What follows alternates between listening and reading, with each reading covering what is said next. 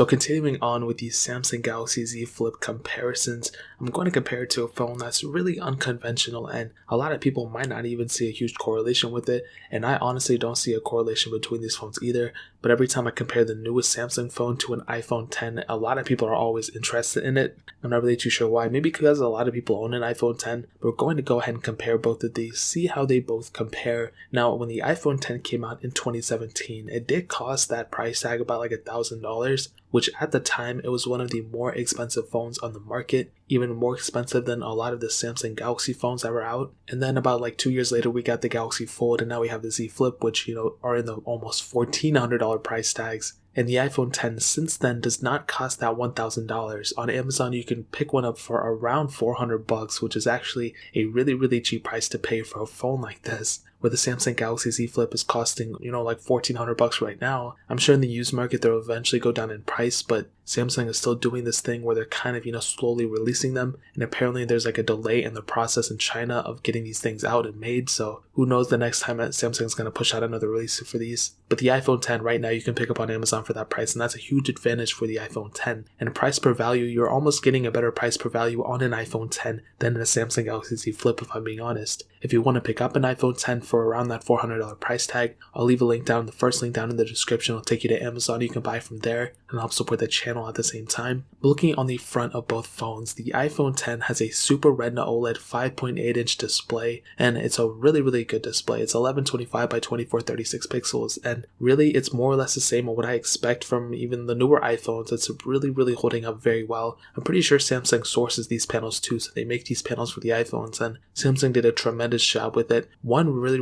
awesome thing I like about the iPhones, especially the iPhone 10, is that for a majority of iPhone users that I've seen, there's very little burn-in on the displays. I've bought so many iPhone 10s and so many iPhone 10s's and all these phones with OLED displays, and a lot of them, most of the time used, don't have burn-in on them, which is amazing. Where when I buy a used Samsung Galaxy phone, it's almost always has some type of burn-in on it, either the nav bar, status bar, whatever the case is. On my iPhone 10, there's literally no burn-in on it, which is so cool. The Samsung Galaxy Z Flip has a 6.7-inch foldable dynamic AMOLED display. The only problem is it is a 1080p display. It's not a bad display at all, but I think the iPhone 10's display might be a little bit better. It does have a 1.1-inch Super AMOLED display on the front. It's like the cover display thing, so when you fold it down, you can actually utilize that screen a little bit, which is cool. You can't really get a lot of information from it. You can, I guess, take selfies on it, but it's a very small screen, so I don't know why you'd even want to use it in the first place. But that display on the Z Flip is, I would classify it as pretty much in the middle. It's not like a horrible display at all, but it's definitely not a tremendous display either, and maybe Samsung could have done a better job. I mean, they put like a way higher resolution panel on the Samsung Galaxy Fold than they did on this one, so I'm not really too sure what they were thinking, but it is what it is. What are we going to do about it? On the bottom, both have their designated charging ports, the USB Type-C on the Z Flip, Lightning port on the iPhone 10, no headphone jacks on either of these things.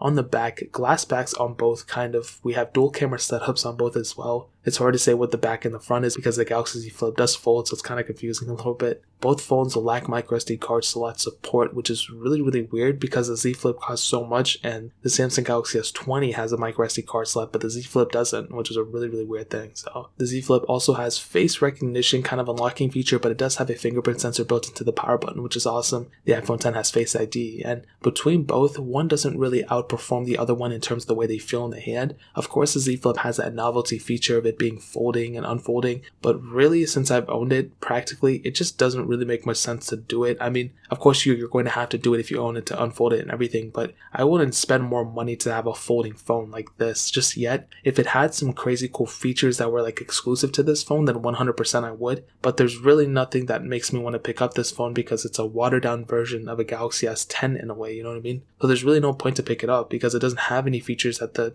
S10 doesn't have.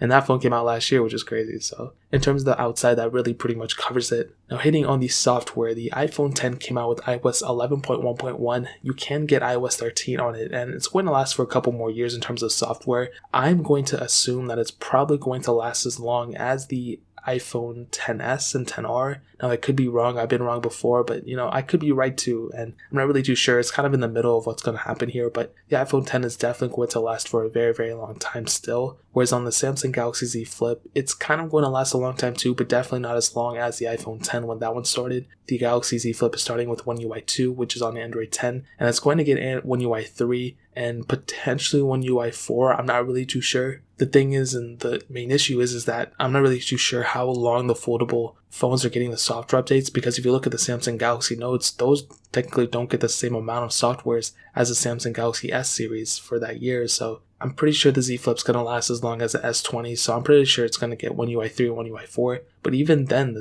iPhone X has the potential of outlasting the Samsung Galaxy Z Flip, and that phone came out, so many years ago, and the Z Flip is the newest one. And it's kind of weird how that happens. I think, Samsung definitely needs to extend their software support. It's kind of weird that they're still doing this. It is what it is though, but if I had to say it and if I had to tell them, they should definitely consider opening their software support if they want to be more competitive to even older iPhones in terms of software. So in terms of software support, that really pretty much covers it. Now hitting on the performance, the iPhone X has the Apple A11 Bionic chip, a hexa-core CPU, and there were two different models, a 64 and 256GB models, and both those models had 3GB of RAM, where the Samsung Galaxy Z Flip has the Qualcomm Snapdragon 855 Plus chipset, an octa-core CPU, and Adreno 640 GPU. There's only one model of the Z Flip, the 256GB model, with 8GB of RAM. What I can tell you about the performance is it's kind of like what I've said about the other iPhone, even iPhone 11 versus Z Flip comparison. I've always found that the Samsung phones, even the Z Flip in this case, seem to be faster than the iPhone series, so the Z Flip I think is faster than the iPhone X, but I feel like the iPhone X might be the smoother phone still. And what I mean by that is whenever I do anything on my Z Flip, really it's fast, but it's just kind of glitchy all over the place. If I click something to open, things move all around the place and there's random sounds, and I might accidentally tap the screen and it'll actually recognize that as real touch, where on iPhones it doesn't usually do that sometimes. There's random pop-up notifications, all that stuff, and it's just a really bogged down kind of performance that I'm getting on this phone. Even though it's fast, it's glitchy because of the background processes of One UI. That's a humongous problem with the software. It's just always running so many things in the background. Whereas on the iPhone X, it's a smooth, minimalistic operating system. There's not too many things going on in the background unless you want many things going on in the background. And because of that, it's just a smooth experience overall. Now, because of that, it does take a little bit of hit on performance. It's not the fastest thing in the world because it's not the newest thing. The iPhone 11 is a very fast device, but the iPhone X, because it came out a while ago, it's not running the same chipset as, the Qualcomm Snapdragon 855 Plus is in terms of the Apple chips, if that makes any sense. So I think in terms of performance, they both have their strong suits. One is way faster, one is way smoother, and I guess you guys were going to have to take the judge for this one, but I don't really think one completely wins here. That's the thing. Even though the iPhone X is 3 years old, I don't even consider that one the loser, and because the Samsung Galaxy Z Flip is the new one, I don't really even consider that one the winner. So I think that really pretty much covers it up there. Now hitting on the cameras, the iPhone X has two 12-megapixel sensors, a wide-angle lens, and a telephoto lens. On the front, they have a 7-megapixel standard lens, and the Samsung Galaxy Z Flip has two 12-megapixels as well, a wide-angle lens but an ultra-wide sensor, so a little bit of a difference in terms of the camera setup, and a 10-megapixel front-facing camera. Now on both phones, we can shoot 4K at up to 60 frames per second, which is really, really cool, and I think both phones take tremendous photos. Maybe the Z Flip takes better photos a little bit. I found that phone to be extremely, extremely great at taking photos, and it's kind of like the S10's camera just without that telephoto lens. The iPhone X though, it still has a lot of things going for it, and I do like it. And you do have that telephoto lens, which some people might like, but I think both of them, they both have their strong suits like I stated. The iPhone X also has optical image stabilization and that telephoto lens, which is really cool. But like I said, I don't think one definitely wins over the other one. I think they're both pretty close. So in terms of the camera quality, I'll probably give them both a thumbs up. I like the software on the Samsung Galaxy Z Flip though. I feel like that one definitely has more features, but in terms of the camera, I give both a thumbs up. Now ending it off with the battery life, the iPhone X has a 2716 mAh battery, where the Galaxy Z Flip has a 3300 mAh battery. They both have wireless charging, which is cool. The Samsung Galaxy Z Flip does have that reverse wireless charging, which is an awesome feature, and that's something a lot of phones do not have right now. So in my opinion, that's a really, really awesome thing. And between both, I kind of think that the Z Flip might have the better battery life. It does have a bigger battery, and the screen is a little bit lower resolution, which is nice. But it's not by much. If the battery life on the Samsung Galaxy Flip was a 10 out of 10, the iPhone X would be probably a 9 out of 10 maybe. You also have to remember that the screen is smaller on the iPhone 10, and also, it's not running like a huge operating system like One UI 2. It's a very minimalistic operating system at the end of it and at the core of it, so that's a humongous thing to note. And to kind of sum up this video and to answer the question, should you pick up a Samsung Galaxy Z Flip or should you keep your iPhone 10 or vice versa, or whatever the case is?